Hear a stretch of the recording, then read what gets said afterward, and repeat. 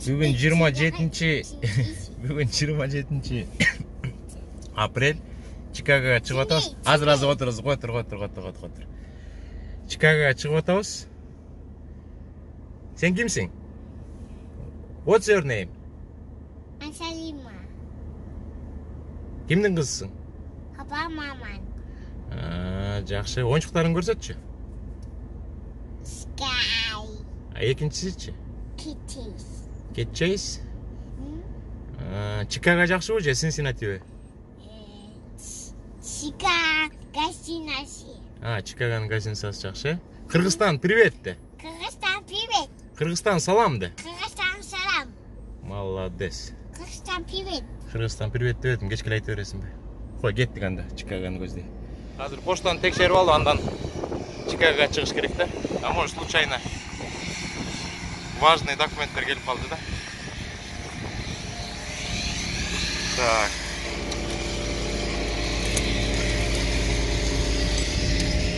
Olmay.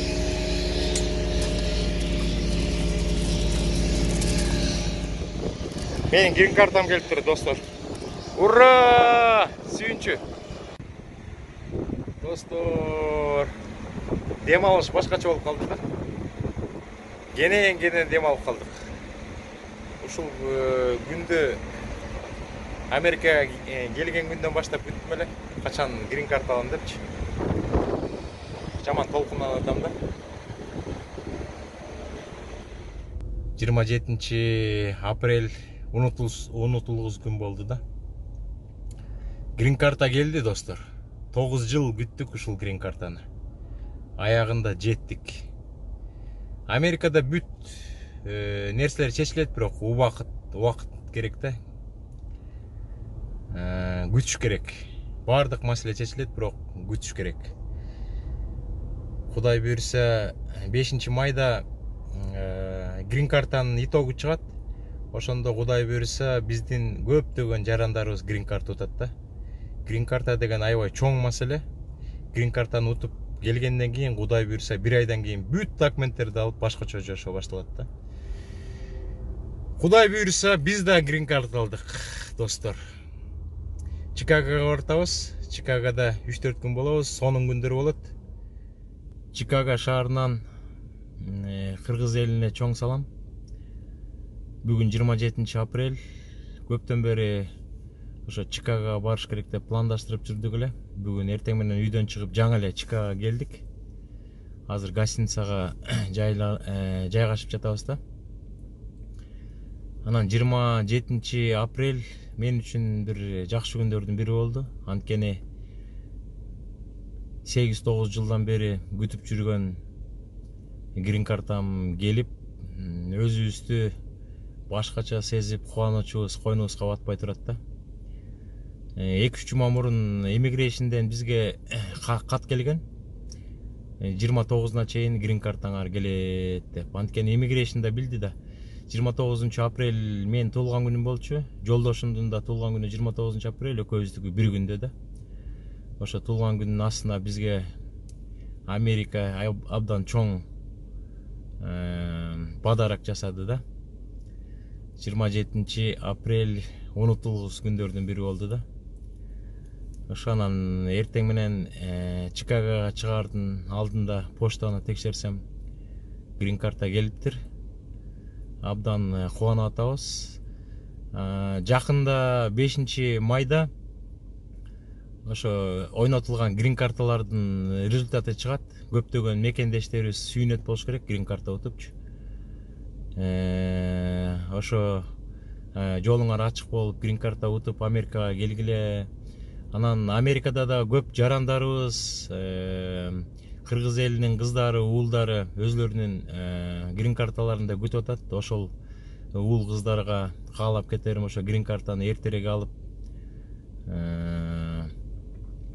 баягы максатыңарга жеткиле да. Азыр мен сиздерге ошо конвертти көрсөтүп коеюн деп аткам. Поштаны ачканда ушундай конверт келсе, бул жакшы кабар да. Чикагода эми 3-4 күн болобуз. Жакшы күндөрдү өткөрөлү. Кудай буйрса оюнду эртең уюштурганга аракет кылам. Эртең бир оюн ойноп, ошо грин картка келип да сүйүнүп атам. Бир 3 месте кылабыз го дейм. Биринчи, экинчи, үчүнчү орун деп, бирок эми баягы бизге деген баягы күч сынашкандын кереги жок. 3 жараныбыз, кыргыздын 3 жараны бир оюнга катышып, элдер катышат. Ошонун 3-өө кичине көп болбосо дагы колдон келген призди коем. Ойлоп атам, биринчи местага $60, экинчи местага $50, үчүнчү местага $40 кылып туруп 3 места кылып ойнотобуз. Эртең суроону беребиз, Кудай буйрса. Анан бир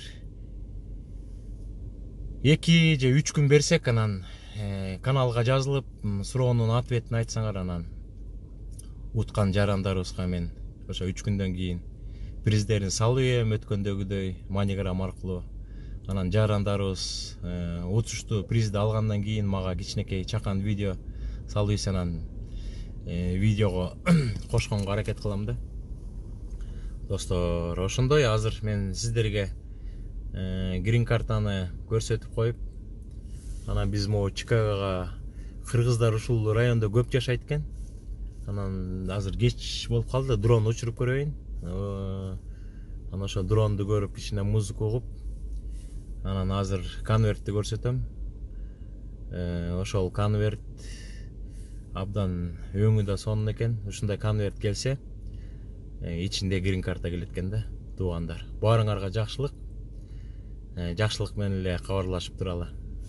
Мейлиңиздер. Анан дагы бир сөз, үйдөн атайын мындай 3 белек ала келгем. 3 штук. Анан бул деген Кыргызстандын желеги да. Номерге такса болот да, машина анасында номерге такса болот. Мындай бышык материалдан жасалган.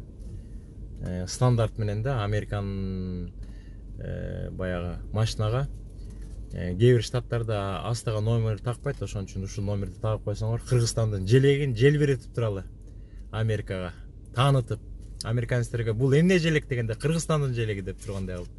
Анан бул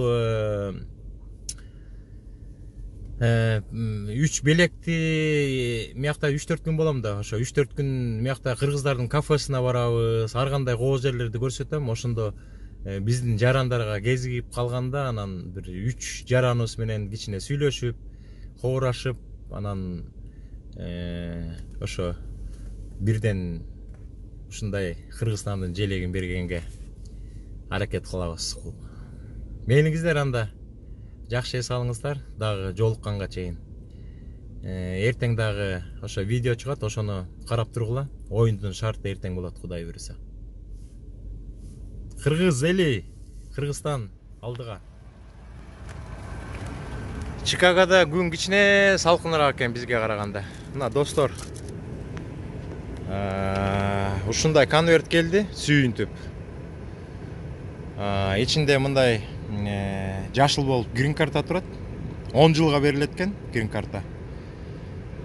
Постоянный житель депчи, постоянный житель Америки 10 жылга деп. Анан бул грин картаны алгандан кийин 4 жылдын ичинде го дейм. Американский паспорт алса болот да. Бул зеленый свет болуп атат да. Ошон үчүн ушундай карточка баарыңыздарга буйрсун. Аман эсен бололу. Кыргыз эли өнүгүп, бутуна турсун. Жигиттер, кыздар. Ошо мейлиңиздер анда.